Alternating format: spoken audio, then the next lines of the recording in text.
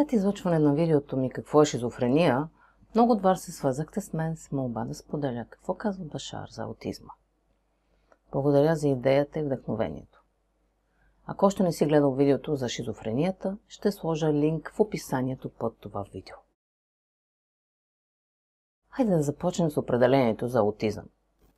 Според Уикипедия, аутизмът е разстройство на социалното развитие, което засяга развитието на мозъка, а оттам и поведението на човек. Аутистите живеят в свой свят. Това е генерализирано разстройство на развитието от така наречения аутистичен спектър. Преди да продължа, искам да отбележа, че Башар не обича да генерализира и неведнъж е казвал, че всяко едно преживяване има уникална причина за душата, която е избрала да го преживее в физическата реалност. Така че не дай да приемаш нещата буквално, а използвай въображението си, за да получиш своя индивидуален отговор, ако лично си засегнат от аутизма. Интересното е, че през последните години все повече деца попадат в аутистичния спектър, който е доста широк. Често са наричани децата сензори. Защо мислиш, че е така? А какво е твоето преживяване с аутизма? Сподели ми в коментар. Аз самата имах среща с дете аутист през 2017 година. Бащата се свърза с мен с цел консултация. Помня много добре тази среща, защото ме научи на ценен урок. Ето какво съм споделила в Facebook профила си. 5 април 2017 година, София. Днес за първи път имах среща с дете аутист. Слагам думата аутист в кавички, защото тази диагноза звучи страшно и веднага създава предразсъдъци, включително и в мен самата. Очаквах среща с затворено към външния свят човече, което живее в свой собствен, различен от нашия свят. Представете си очудването ми, когато малкото момче, тогава на 7 години, с влизането си седна до мен и се хвана за гривната на ръката ми. Погледна ме в очите и се допря до мен. Имахме директен контакт. Стигнах до своите си заключения. Това дете е учител за своите родители и всички около него, включително и на мен. За пореден път се убеждавам, че тези нови деца, без значение как ще ги етикира обществото, идват да ни научат на много неща, най-вече на приемане, търпение и безусловна любов. Благодаря за тази среща, интересно малко момченце. С радост ще се срещна отново с теб и най-вече с твоите родители, които имат нужда да видят отвъд теб. Повече не го видях, защото няколко месеца по-късно напуснах България. Но това момченце още живее в сърцето ми. От дългогодишната си практика с родители на новите деца, както обичам да ги наричам, стигнах до едно заключение. Тези деца не случайно са такива. Не случайно са избрали своите родители. Те служат като пример, урок и учители на обществото и на всеки един от нас, за да ни помогнат да приемаме различното и да освободим себе си от всички ограничаващи убеждения, които имаме за децата и света като цяло. Нека не забравяме, че всички ние сме неразривно свързани на едно много дълбоко ниво. Всички ние сме части от един божествен пъзъл. По тази логика няма мое и твое дете, а всички деца са наши деца, защото всички ние сме едно цяло. Цивилизацията на Башар живеят по този начин. Повече за това може да научиш това мое видео. Щом започнем да гледаме на обществото и децата в него като на много голямо семейство, тогава такива отражения ще стават все по-рядко и все по-малко деца ще избират да жертват себе си в името на обществото, за да ни помогнат да приемем и обикнем различното. Защото те точно това правят.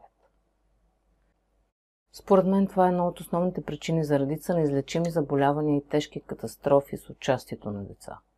За да ни раздрусат и да послужат за пример на всички ни, че не е нужно да се случват повече такива нещастия, че е нужно да сме по-задружни и по-загрижени едни за други и да спрем да живеем отчуждени като вълци единаци. Затова създадох Viber група, в която единомислещи хора да се свързват помежду си. Те даже вече се срещат по градове. Много се гордея с вас. Отзивите от срещите са повече от позитивни. Насърчавам всеки от вас, който резонира с информацията, която споделям тук, да се присъедини към Viber семейството ни от осъзнати творци. Безплатно е и има линк в описанието под това видео. Ако пък искаш да подкрепиш труда ми, може да го направиш като натиснеш бутона Join. Така ще се присъединиш към най-големите фенове поддръжници на канала. Благодаря ти от цялото си сърце. Помощта ти е повече от необходима. И така. Ето какво казва Башар за аутизма. Аутизмът е проява на задълбочен фокус спрямо конкретна гледна точка, много малък прозорец на изразяване, чрез който можеш да наблюдаваш пълния потенциал на личността, която го изразява. Ще го повторя, за да стане още по-ясно. Аутизмът е проява на задълбочен фокус спрямо конкретна гледна точка в много малък прозорец на изразяване, чрез което всички ние можем да наблюдаваме пълния потенциал на тази личност, която проявява аутизъм. По този начин тези хора демонстрират на всички ни как можем да оперираме с пълния си потенциал, ако си позволим да го направим. Тези деца ни дават любяща възможност чрез този жив пример да видим какъв е нашият истински потенциал. Помагат ни да разберем какво означава напълно да се потопим и да живеем в момента, фокусирани изцяло върху всеки миг от живота си. Да, те ни учат как да живеем повече тук и сега. Защото друго време и място няма. Не е изключено такива деца да ни подтикват да се научим да комуникираме по различен начин, не само по вербален. Много би било полезно да прекарваме време с тях, за да рисуваме или просто да оцветяваме, да пеем или да играем на игри, включващи физическо докосване, ако, разбира се, детето позволява това. Или пък да използваме други визуални стимулации като средство за комуникация. Всички тези неща ще активират различни части от мозъка, което ще допринесе за подобряване на вербалната комуникация на детето, ако е засегната. За целта е хубаво всеки от нас да експериментира и да открие с помощта на конкретното дете кое е това друго средство, различно от речта, което то предпочита, за да общува с нас. Защото, признаваме си или не, има много начини за комуникация, просто още не сме ги открили. Има и предвид, че напредналите цивилизации, като тази на Башар, не говорят едни с други, а комуникират чрез телепатия. Друго, което казва Башар, е, че понякога причината една душа да избере преживяването аутизъм е силното желание да преживее в този конкретен живот голям фокус само върху едно или две неща, които смята за важни, и да остави всичко останало на заден фон. Това пък може да послужи на останалите индивиди около тях да се научат да комуникират с тях телепатично или по други начини, което ще им позволи да надникнат в измеренията, в които те са така силно фокусирани. Много е важно да разберем, че аутизмът не е грешка в системата, а съвсем различна операционна система. Понякога аутизмът символично представлява идеята за липса на адекватна комуникация в нашето общество. И дадена душа може да избере да бъде такъв пример, за да даде възможност на останалите да опитат и да намерят всякакви начини, за да се свържат с нея. По този начин ще се научим как да разширяваме методите си на комуникация едни с други. Много смело начинание, как мислиш? Важно е да разберем, че аутистите нямат нужда да бъдат лекувани, а да бъдат разбрани. Нека използваме въображението си, което е директната ни връзка с висшия ни аз, за да погледнем през техните очи и почувстваме това, което те чувстват.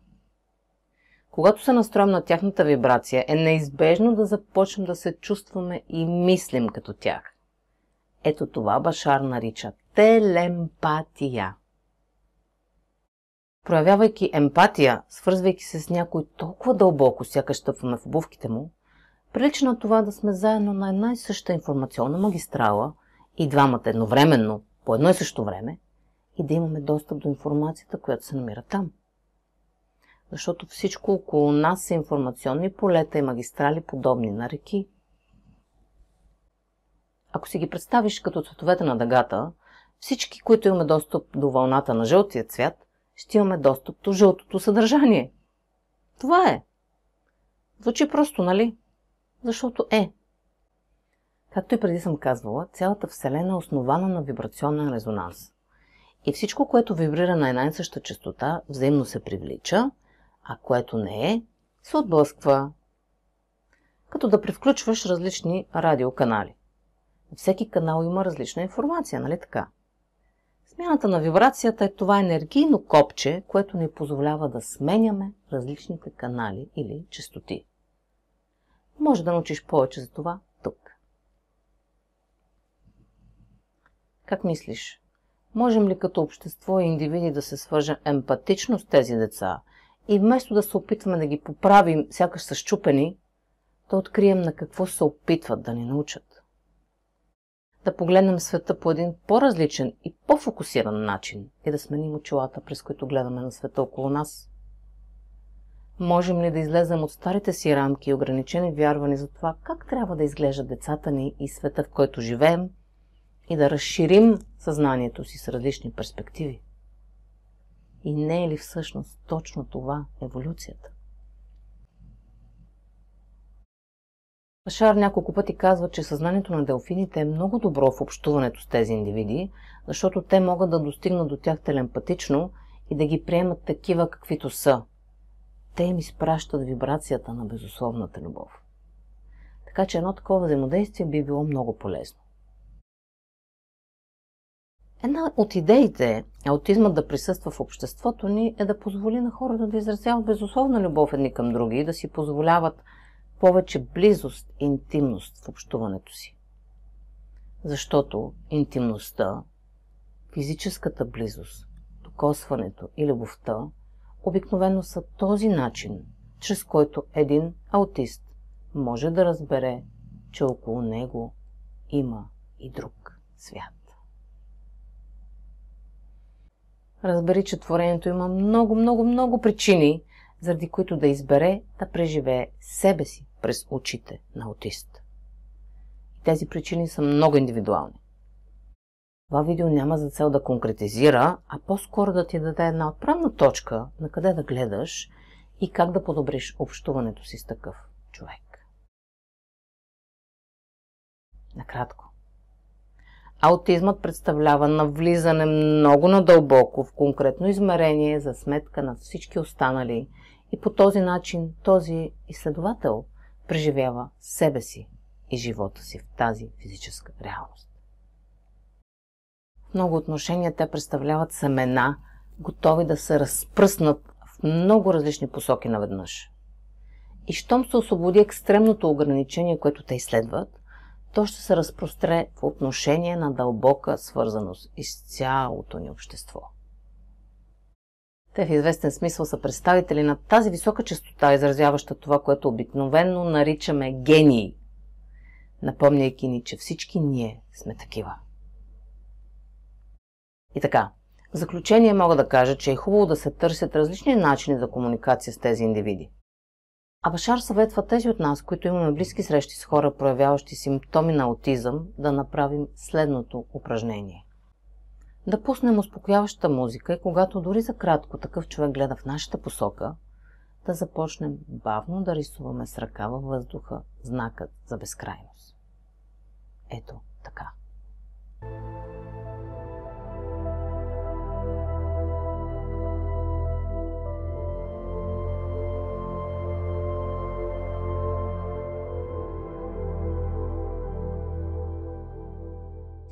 Хубаво да се прави около 15 минути и е важно другият да следи движението с очите си. Поред Башар, 15 минути са достатъчни на мозъка ни да състави нови невронни връзки. Когато отделите време да направите това упражнение и да експериментирате в откриване на различни начини за комуникация, след време това може да отприщи комуникацията между вас и да промени начина, по който детето е комуникирало досега с вас и със света около себе си. В случай, че решиш да направиш това упражнение, за да помогнеш на свой близък, ще се радвам да ми споделиш резултата в коментар. Ако пък знаеш други полезни методи за комуникация с аутисти, моля, сподели ги с всички нас. Благодаря ти, че отдели от времето си, за да чуеш тази различна гледна точка. И ако ти беше полезна, абонирай се за канала, харесай видеото и го сподели в социалните мрежи. Така помагаш и на друг да научи нещо ново, а мен ме поощрява да продължавам да правя такива видеа. В случай, че имаш нужда от допълнително разяснение или помощ в прилагането на тази информация, може да си запишеш час за онлайн консултация с мен. До скоро!